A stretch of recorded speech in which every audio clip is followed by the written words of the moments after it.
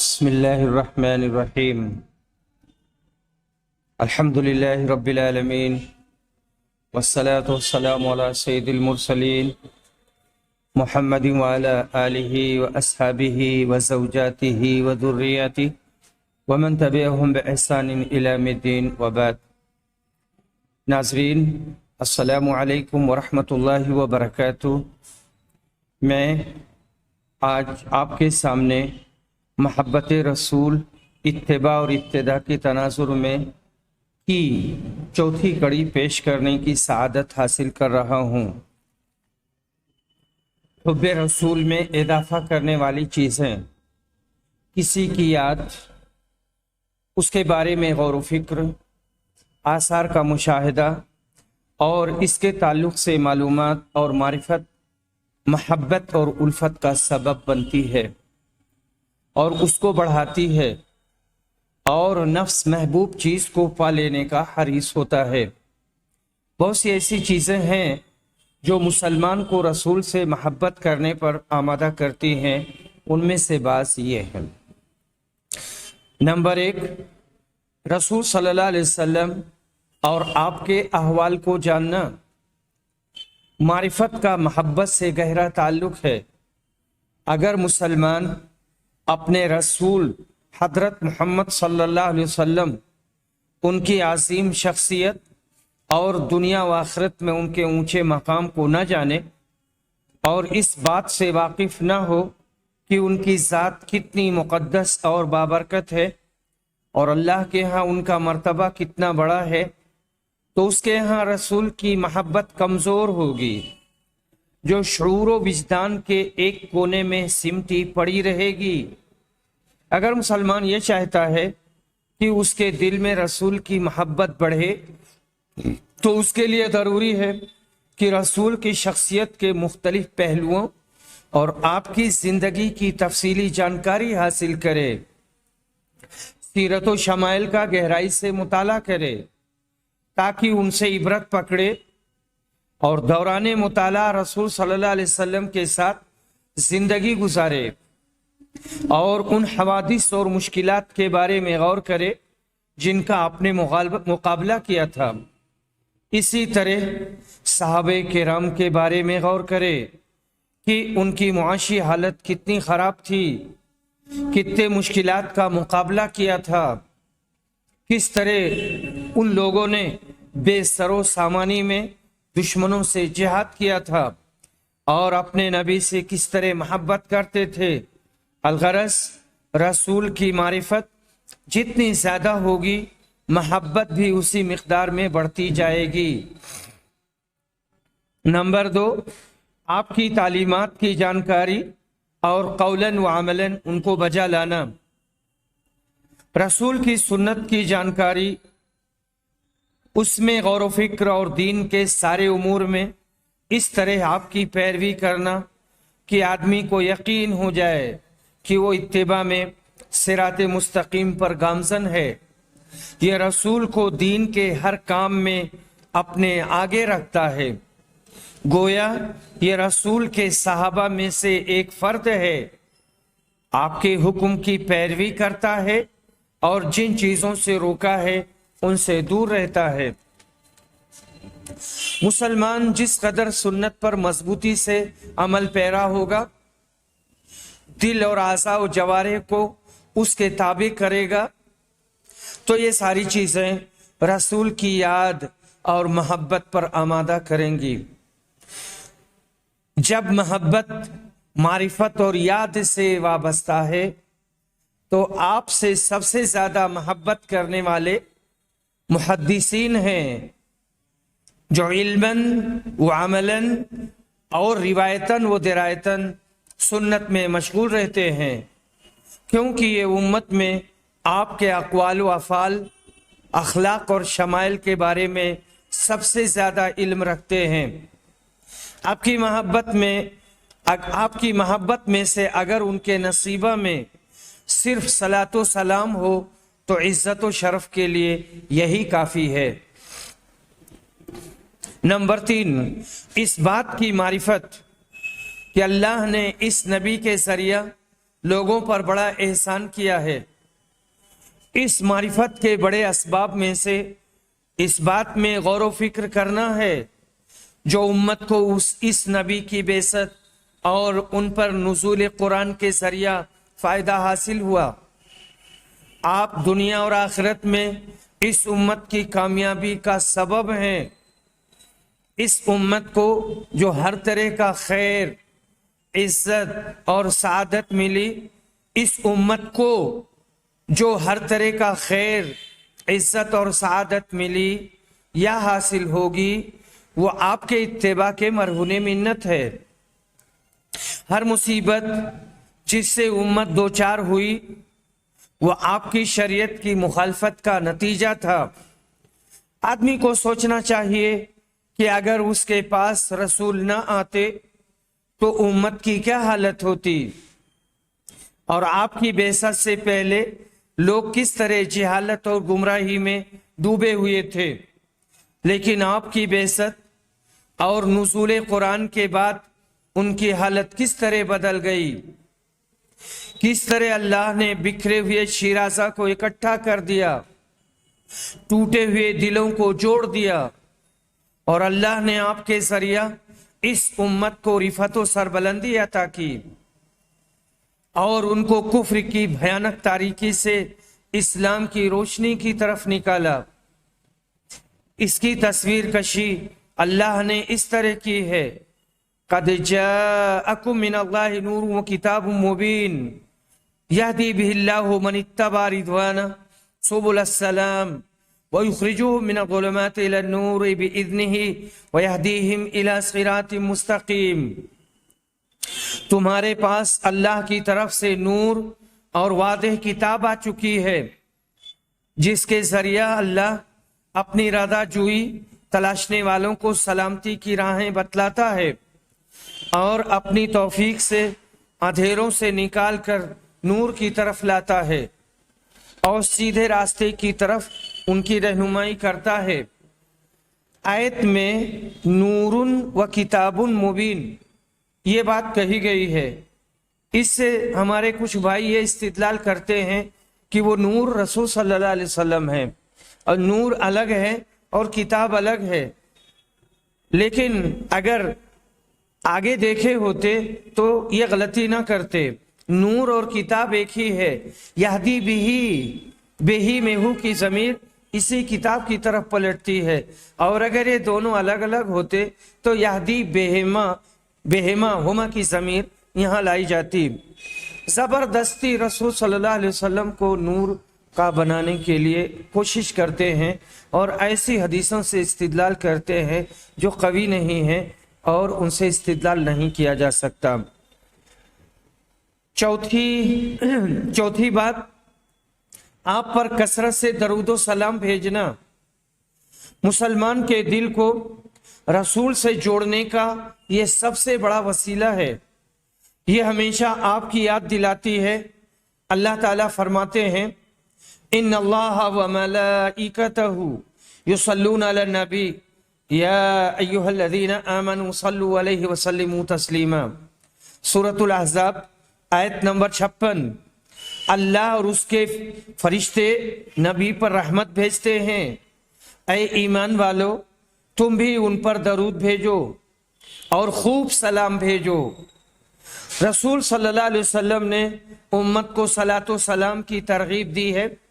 فرمایا جو آدمی میرے اوپر ایک بار درود بھیجتا ہے اس پر اللہ کی 10 رحمتیں نازل ہوتی ہیں۔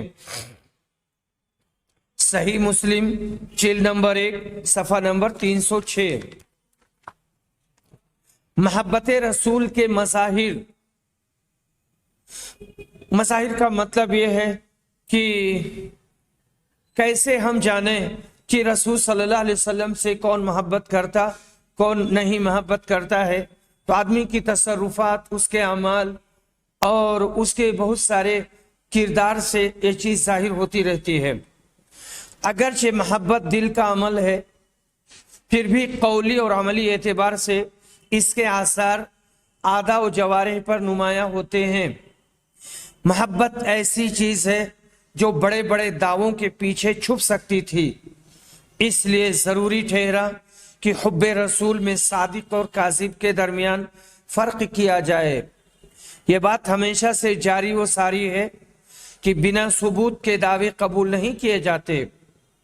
اگر لوگوں کو ان کے دعووں کے مطابق دے دیا جائے اور ان کی ہر بات بنا تحقیق کے مان لی جائے تو حق اور عدل کا پیمانہ الٹ جائے گا۔ مختلف قسم کی بدعتوں کو رواج دینے کے لیے اللہ، رسول یا صالحین کی محبت کا ہمیشہ سہارا لیا گیا۔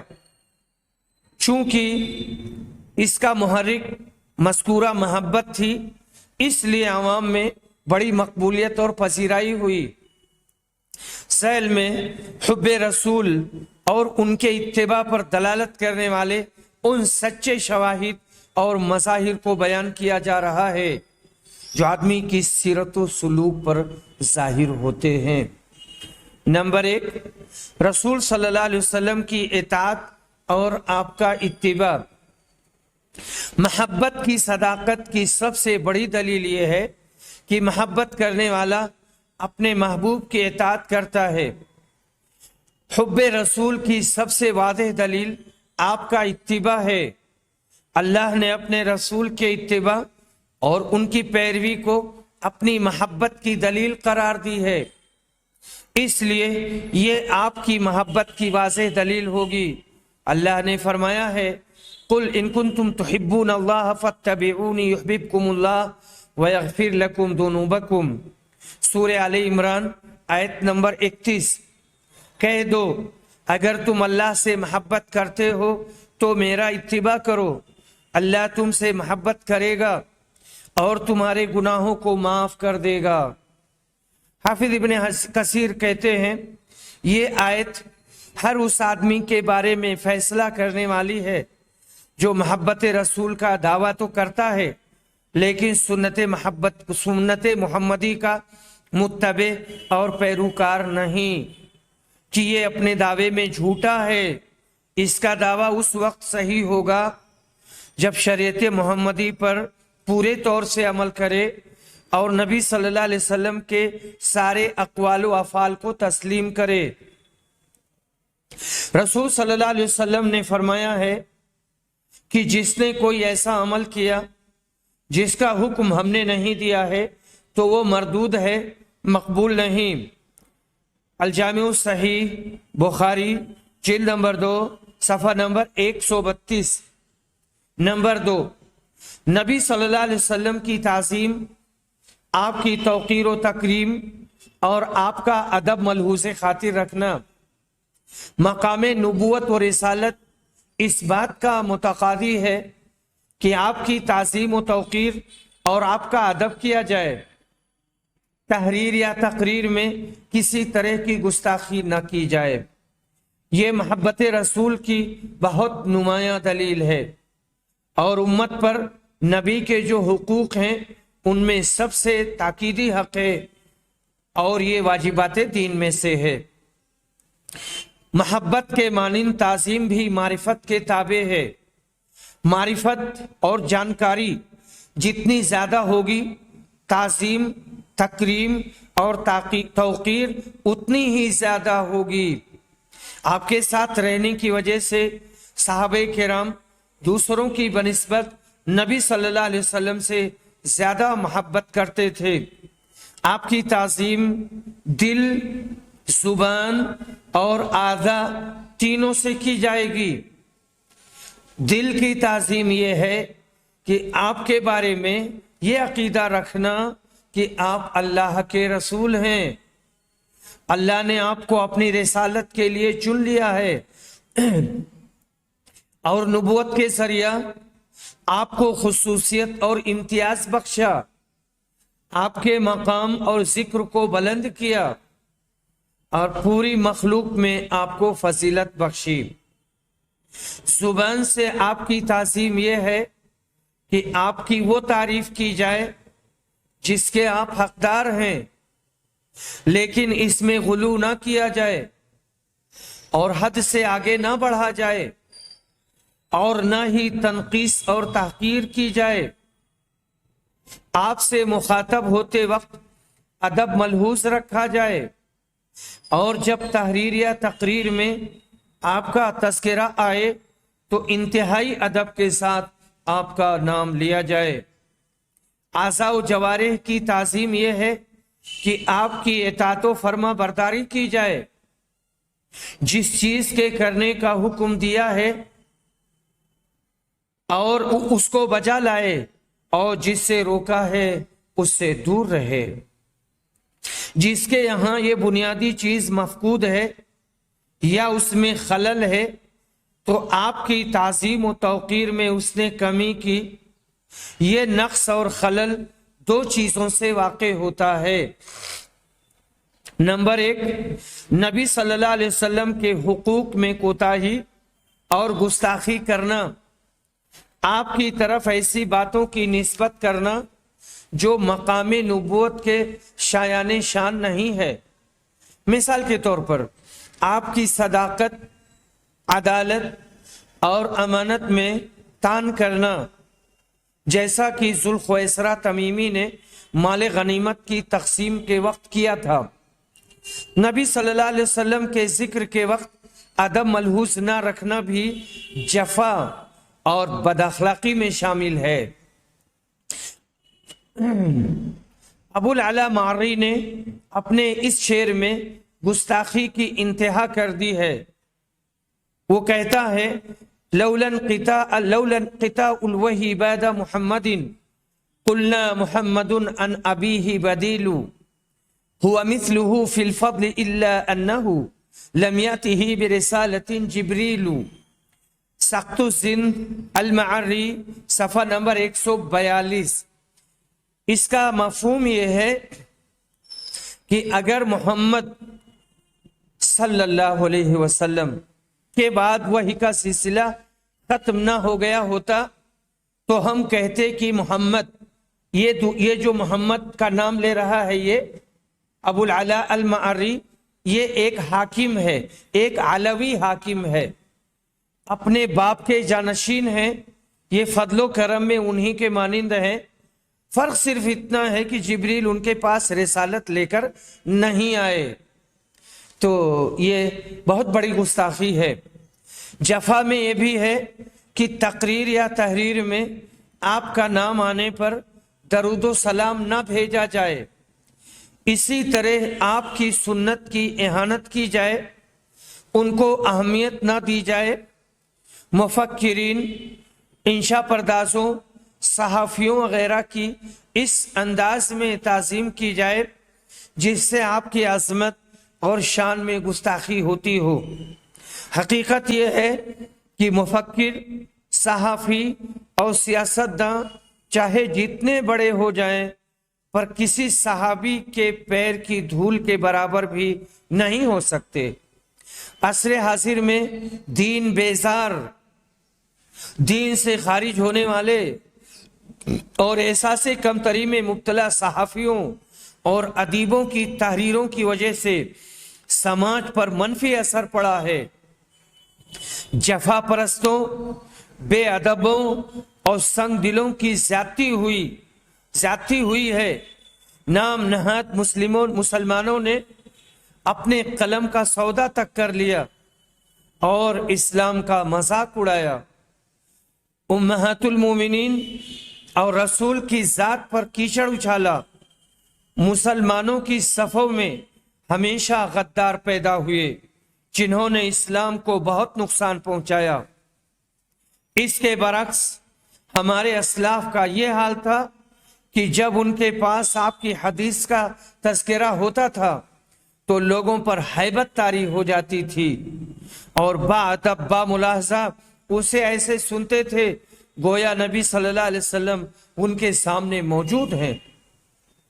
نمبر 2، نبی صلی اللہ علیہ وسلم کے سلسلہ میں غلو کرنا اور اللہ نے آپ کو جو مقام دیا ہے اس سے آپ کو اوپر اٹھانا، جیسے یہ عقیدہ رکھنا کہ آپ علی الاطلاق غیب کی ساری باتوں کو جانتے تھے یا دنیا کی تخلیق سے پہلے آپ کا وجود مقدم ہے، آپ کے نور سے پوری دنیا کی تخلیق عمل میں آئی ہے وغیرہ۔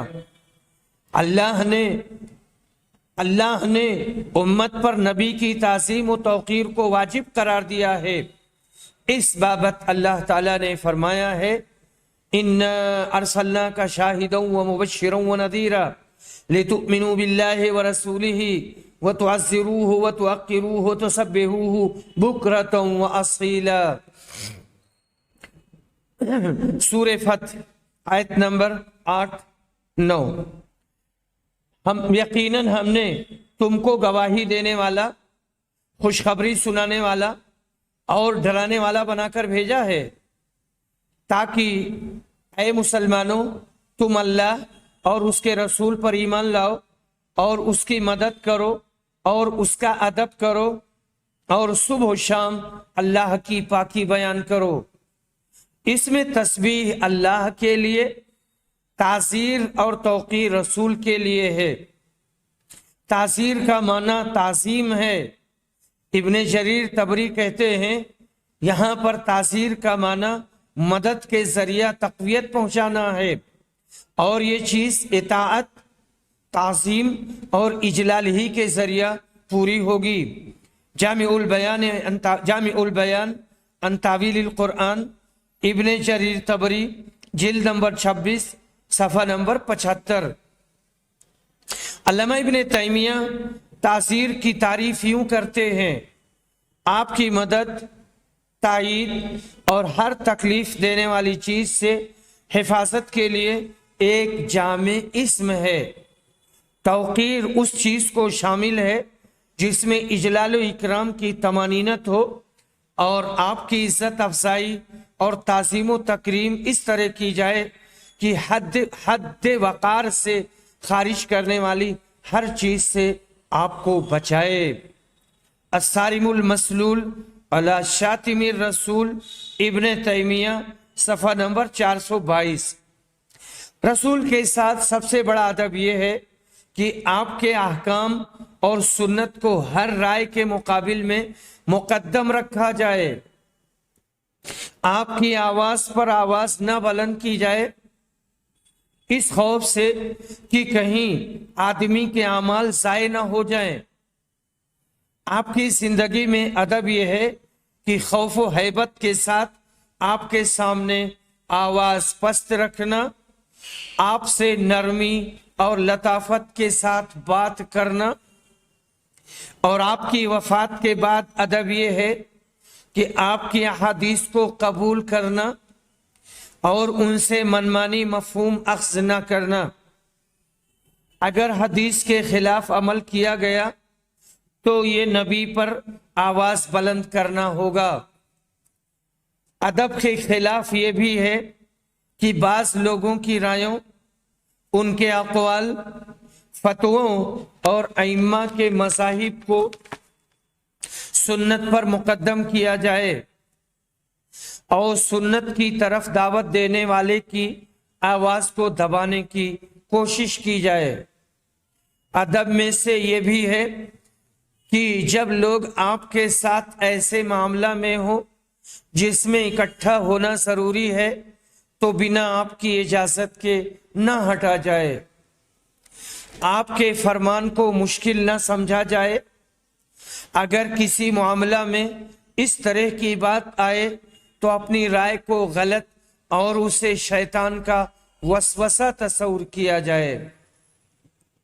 تعظیم میں سے یہ بھی ہے کہ آپ کی اس طرح تعریف کی جائے جس کے آپ حقدار ہیں، البتہ غلو اور اطراء سے کام نہ لیا جائے، حد سے زیادہ نہ بڑھایا جائے، اور نہ ہی آپ کی شان میں گستاخی کی جائے۔ آپ کا جب ذکر آئے تو درود و سلام بھیجا جائے۔ اس آدمی کو بخیل کہا گیا ہے جس کے پاس آپ کا تذکرہ کیا جائے اور وہ درود نہ بھیجے۔ سنن ترمذی، جلد نمبر 5، صفحہ نمبر 210۔ مندرجہ ذیل مقامات پر کہیں وجوبی اور کہیں استحبابی طور پر درود بھیجا جائے گا۔ نماز کے آخری تشہد میں، مسجد میں داخل ہوتے اور نکلتے وقت جب آپ کا تذکرہ آئے، چاہے تقریر میں یا تحریر میں،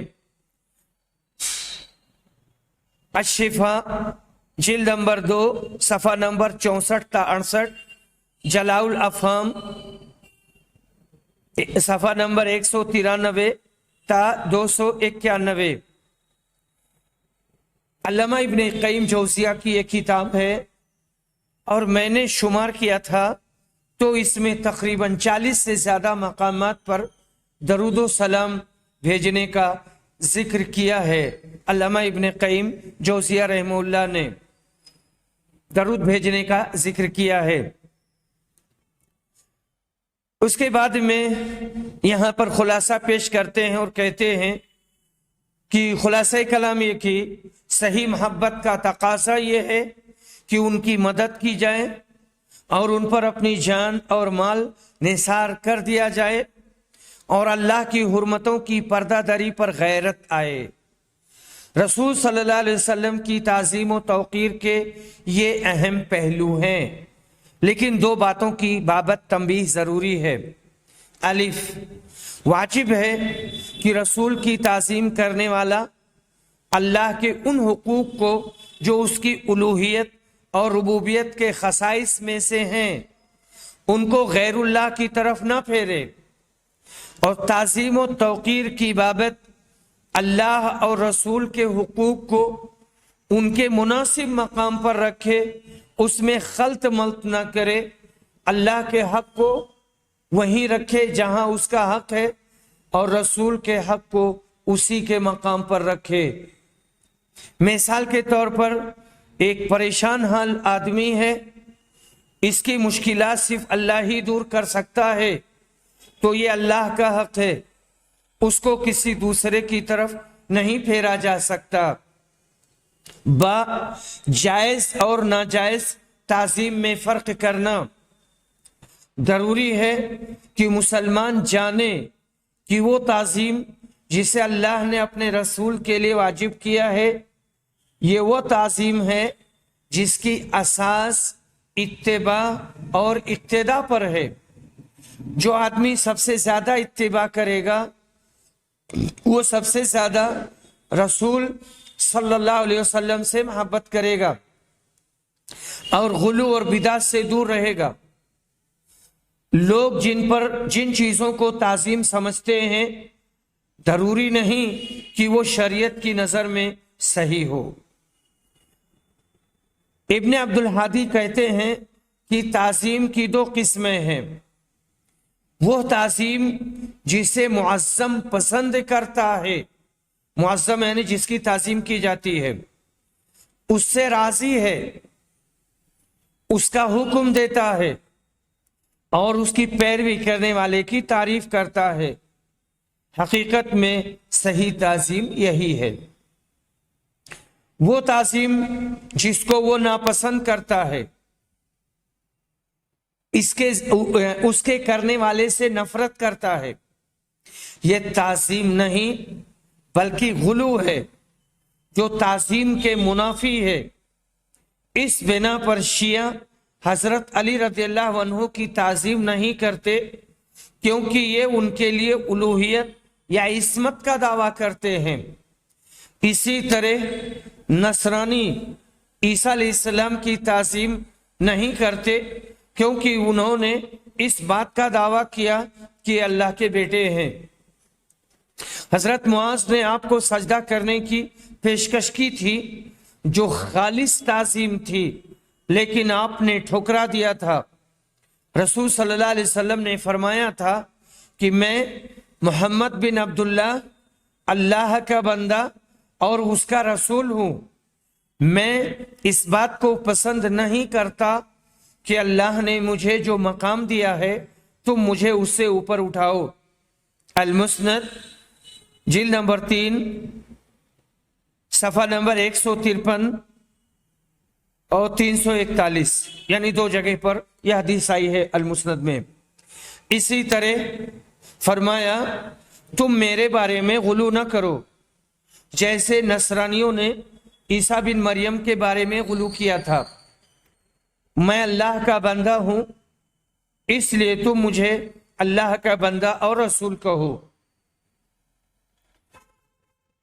نمبر 3، محبت کے مظاہر میں سے یہ بھی ہے کہ آدمی کثرت سے آپ کا تذکرہ کرے، اس کے دل میں آپ کے دیدار اور ملاقات کا شوق پیدا ہو۔ نمبر 4، آپ کے قرابت داروں، اہل بیت، آپ کی بیویوں اور صحابہ کرام سے محبت کرنا۔ یہ چیز اس وقت متحقق ہوگی جب ان کے مقام و مرتبہ اور فضیلت کو جانا جائے، اور جو لوگ ان سے بغض رکھتے ہیں ان سے نفرت کی جائے۔ نبی صلی اللہ علیہ وسلم نے غدیر خم پر اپنے اہل بیت کی بابت نصیحت کی تھی کہ ان کا خیال رکھنا۔ نمبر 5، آپ کی سنت اور اس کی طرف دعوت دینے والوں سے محبت کرنا۔ حب رسول صلی اللہ علیہ وسلم کے مظاہر میں سے یہ بھی ہے کہ آپ کی سنت پر عمل کیا جائے، اس کی طرف دعوت دینے والوں سے محبت کی جائے، علماء راسخین اور سنت کے پیروکاروں اور شیدائیوں کو دوست رکھا جائے۔ یہ حب رسول کی چند علامتیں ہیں۔ ہر مسلمان پر واجب ہے کہ اس کی سیرت و کردار اس کی سیرت و کردار اور اعمال و افعال ان کے موافق ہوں اور آدمی کی شخصیت پر یہ آثار نمایاں ہوں۔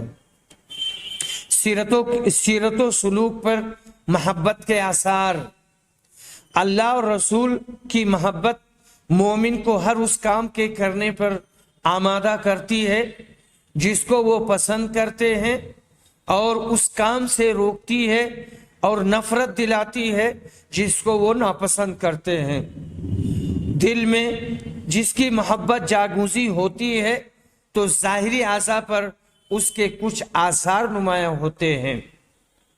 حب رسول صلی اللہ علیہ وسلم کے بعض آثار ظاہری ہیں اور بعض آثار ایمانی ثمرہ کی شکل میں باطنی ہوتے ہیں۔ ظاہری علامات یہ ہیں۔ نمبر 1، مسلمان رسول صلی اللہ علیہ وسلم سے محبت کرے، ہر محبوب، نفیس اور قیمتی چیز کے مقابلے میں حب رسول کو مقدم رکھے، کثرت سے رسول اکرم کا تذکرہ کرے، آپ کو یاد کرے، آپ پر زیادہ سے زیادہ درود بھیجے، آپ کی رویت کا مشتاق ہو، جنت میں آپ کی معیت کے لیے دعا کرے، اور اس بات کی دعا کرے کہ یہ آپ کے حوض کوثر پر آئے اور اس سے سیراب ہو۔ نمبر 2، آپ کی شرعی تعظیم کرے، توقیر و تکریم میں ادب ملحوظ خاطر رہے، آپ کے دین و سنت کی تعظیم کرے، بدعت و خرافات، غلو اور ہر طرح کی برائیوں سے دور رہے، خوشی اور غمی، اچھے حالات اور برے حالات، ظاہری طور پر اور پوشیدہ طور پر آپ کی سنت کا اتباع کرے، آپ کی پاکیزہ سنتوں کو جاننے کے لیے حتی المقدور خرچ کرے، واجبات، مستحبات، فرائض اور نوافل وغیرہ میں آپ کی اقتداء کا حریص ہو، اللہ اور آخرت کا کثرت سے تذکرہ کرے، جتنا ممکن ہو اتنا اللہ کے راستے میں جہاد کرے۔ نمبر 4، آپ کے سکھائے ہوئے ادب پر عمل پیرا ہو، آپ کے اخلاق کی اقتداء کرے، آپ متواضع، حلیم، بردبار، نرم خو اور نرم دل تھے، لوگوں سے ہنس کر ملتے تھے، کسی کو تکلیف نہیں دیتے تھے، صبر و شکیب کے پیکر تھے، لوگوں کو ان کا مقام دیتے تھے، اہل فضل کی فضیلت کو پہچانتے تھے، آپ عیب جو اور بد کلام نہ تھے اور اللہ کے اجر و ثواب کے خواہاں تھے۔ آپ کے نمبر 5، آپ کے صحابہ، قرابت داروں، آل بیت، صالحین، علماء اور ہر اس آدمی سے محبت کرے جس سے اللہ اور رسول محبت کرتے ہیں، اور ہر اس آدمی سے نفرت کرے جو اللہ، اس کے رسول، صحابہ کرام اور आले बैत से बुग़्ज़ रखता हो, या आपके दीन से नफरत करे, या उसके गालिब आने को नापसंद करे। मोहब्बत का समरा, इसकी सबसे बड़ी अलामत यह है कि मोमिन अपने दिल में ईमान की हलावत पाता है। रसूल अकरम ने फरमाया है कि 3 खसलतें ऐसी हैं जिसके अंदर ये पाई जाएंगी, वो ईमान की लज्जत को पालेगा। दुनिया की हर चीज के मुकाबले में अल्लाह और उसके रसूल ज्यादा महबूब हों। आदमी अल्लाह ही के लिए मोहब्बत करे और कुफ्र में पलटने को ऐसे ही नापसंद करे जैसे आग में डाले जाने को नापसंद करता है। अगर आदमी इन सिफात से मुत्तसिफ होगा तो ईमान की चाशनी अपने दिल पर महसूस करेगा। व आखिरु दावाना अनिल हम्दुलिल्लाहि रब्बिल आलमीन।